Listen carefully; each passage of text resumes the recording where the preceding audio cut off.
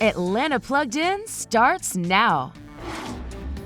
Over 3.6 million students attend charter schools across the U.S., but proposed regulations by the U.S. Department of Education could threaten charter schools.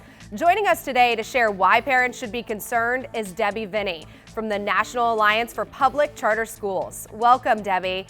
So, what is a charter school and who attends them? A charter school is a special type of public school that sits outside the school district, and it's open to absolutely any student. About 70% of the students who attend charter schools are Black or brown, and about 62% are students who come from low-income families.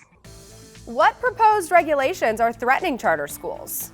There's a pot of funding appropriated by Congress called the Charter Schools Program. The Department of Education is responsible for administering these grants, and they have set up some new rules for how one can get to them, which would make it very, very hard for a lot of the small single-site schools to be able to access this important startup funding. Debbie, how are these rules going to impact charter schools? If this goes through in the way that the department would like them to, it would be crippling for the charter sector. It would be absolutely devastating and would cut off opportunities to the communities that need them most, Black, brown, and low-income communities. What is an example of a way that these rules are particularly hurtful?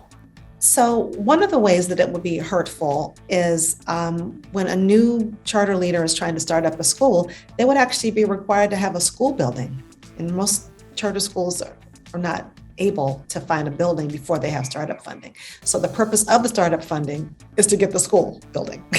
And this would essentially block new students from being able to go into these communities where there's already a high demand and waiting list for schools.